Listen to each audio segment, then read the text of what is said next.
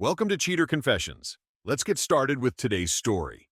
6 weeks before the wedding, everything looked perfect on paper. Clara and I had been together for 4 years, engaged for one, and we were finally closing in on the big day. The venue was booked, the catering paid, and the invitation sent. It had taken months of planning, late nights comparing menus and flower colors, but we were almost there. Then, on an ordinary Tuesday night, Clara asked if we could talk. She said it in that careful tone people use before they drop something heavy. We sat across from each other at the kitchen table. She looked nervous but determined. "I need to tell you something," she said. "It's about the wedding." I waited. "I want Nolan to be my man of honor." I blinked, thinking I'd misheard. "Your ex-boyfriend Nolan?" She nodded, folding her hands like she'd practiced this. "Yes, he's my closest friend. He's always been there for me. It would mean a lot if he stood beside me that day." I leaned back. "Clara, you dated him for 3 years. He cheated on you, remember?" "That was a long time ago," she said quickly. "We've both changed. He's not that person anymore.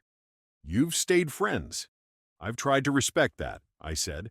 "But having him stand next to you while we say our vows, that's too much." Her expression hardened. "This isn't up for debate, Victor. Either Nolan is my man of honor, or there's no wedding." I thought she was bluffing, but she looked straight at me, waiting. I nodded slowly. "So that's your choice?" She didn't hesitate. "Yes." "All right then," I said quietly.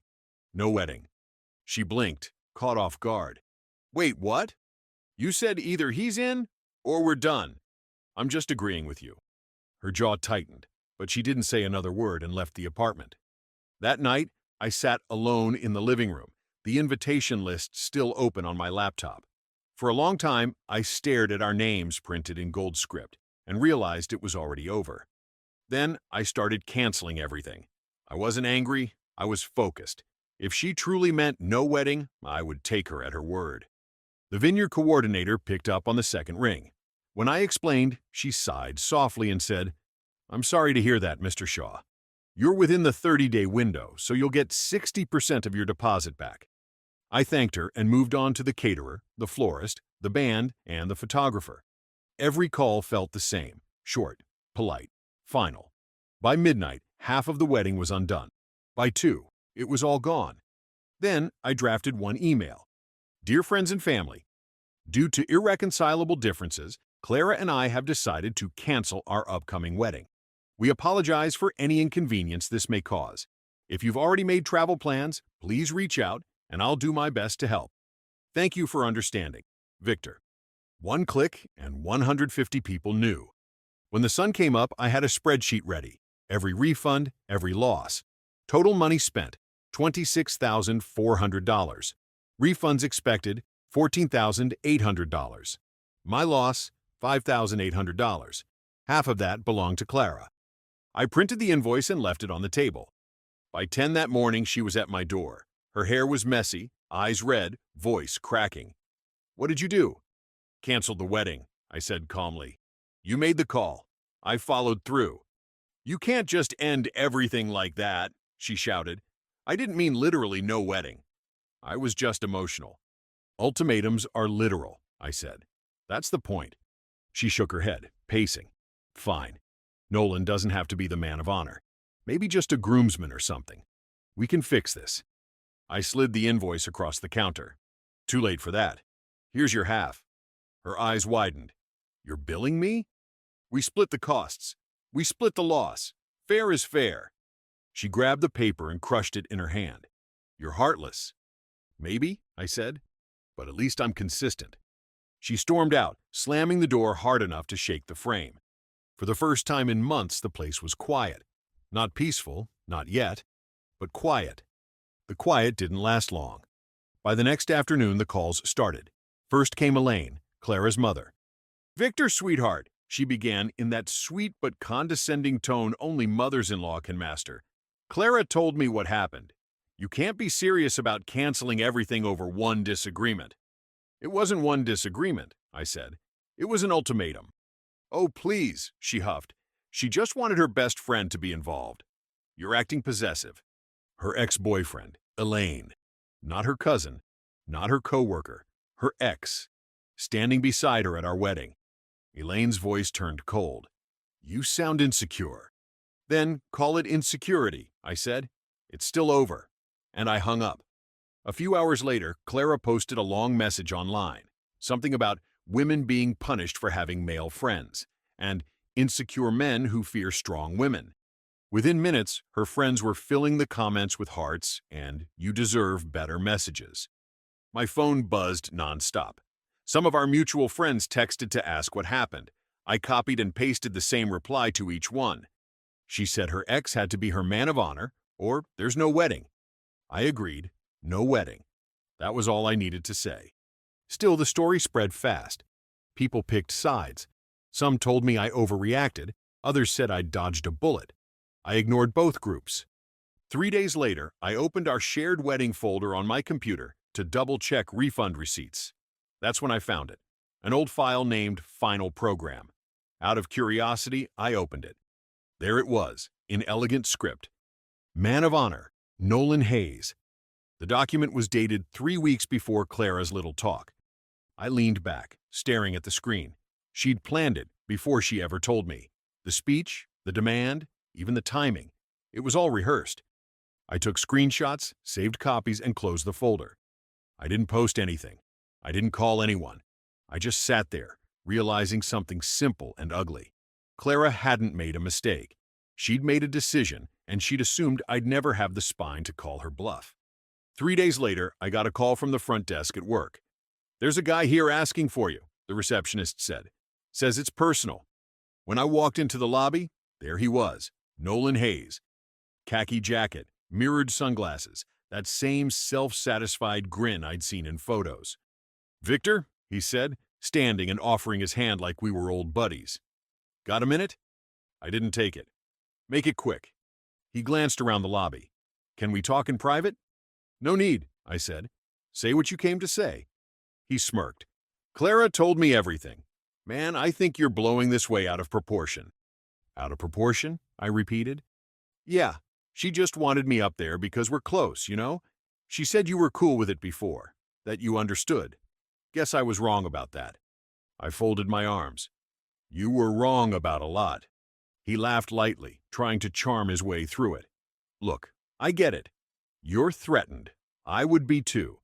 But it's not like we're sneaking off together. She wanted to include everyone who's meant something to her. She wanted to include her ex-boyfriend in our vows," I said flatly.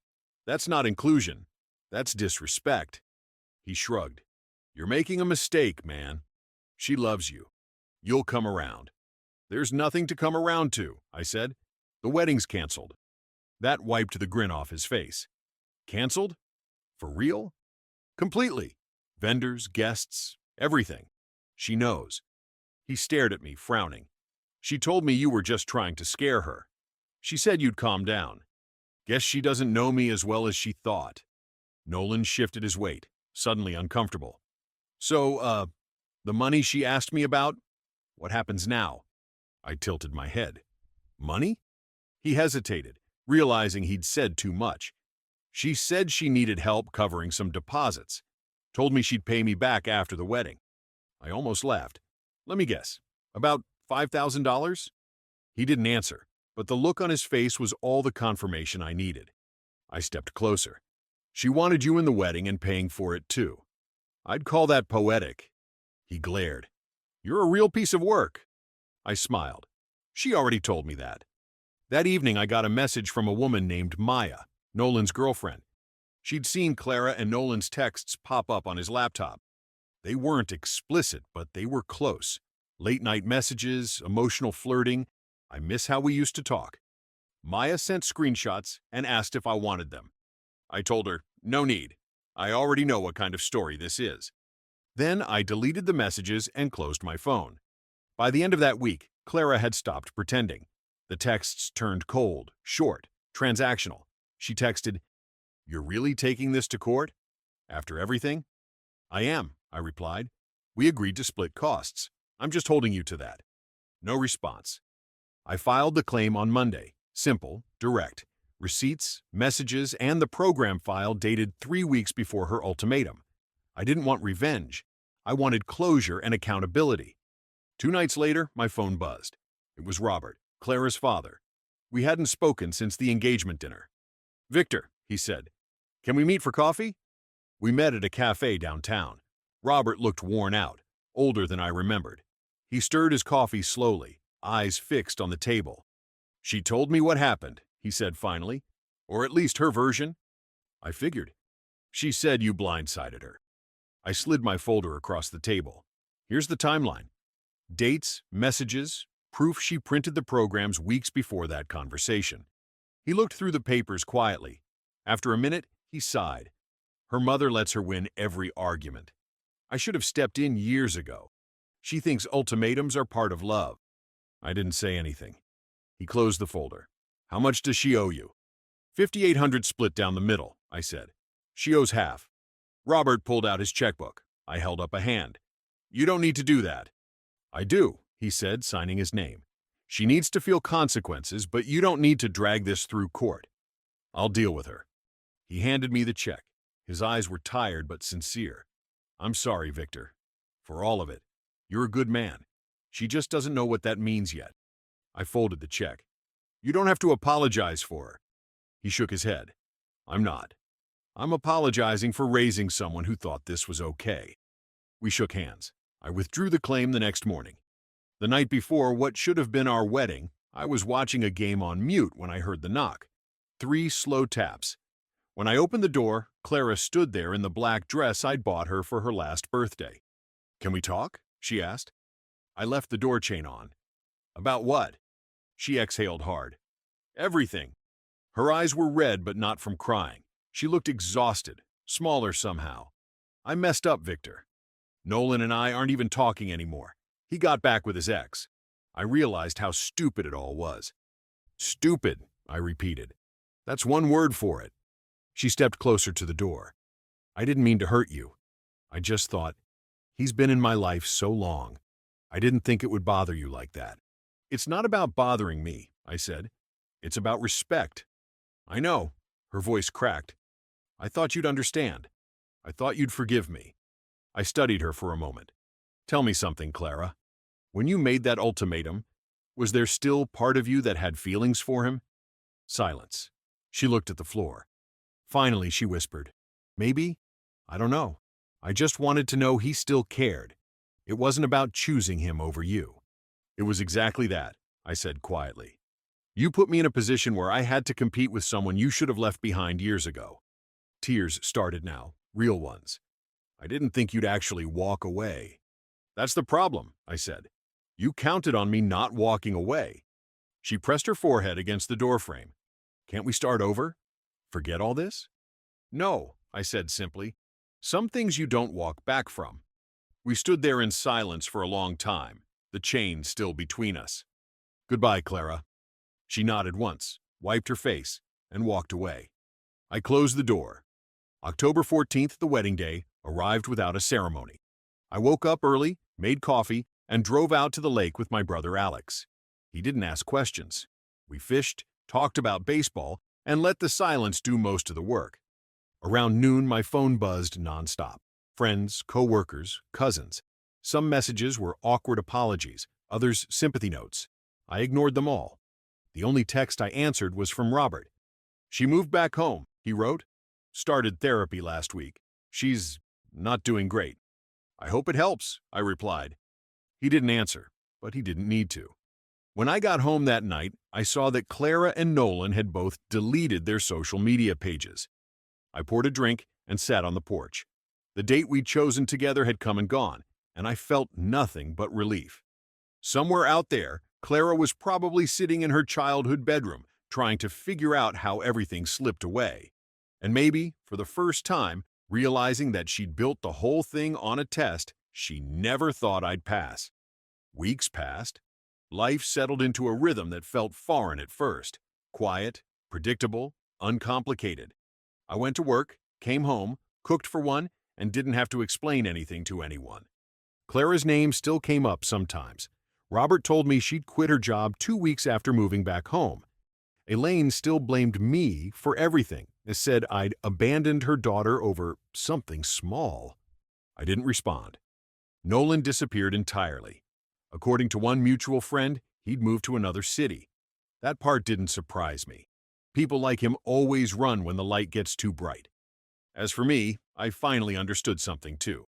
How quiet peace can be when you stop fighting to fix someone who doesn't want to change. I thought back to that night at the kitchen table, her face set, her voice sharp. Either Nolan is my man of honor, or there's no wedding. And I remembered my answer. Your choice. She'd made hers. I'd made mine. The wedding might have been beautiful, but the marriage would have been chaos. I didn't just save my pride, I saved my peace. And that, I decided, was worth every dollar and every silence that followed. Thank you for watching.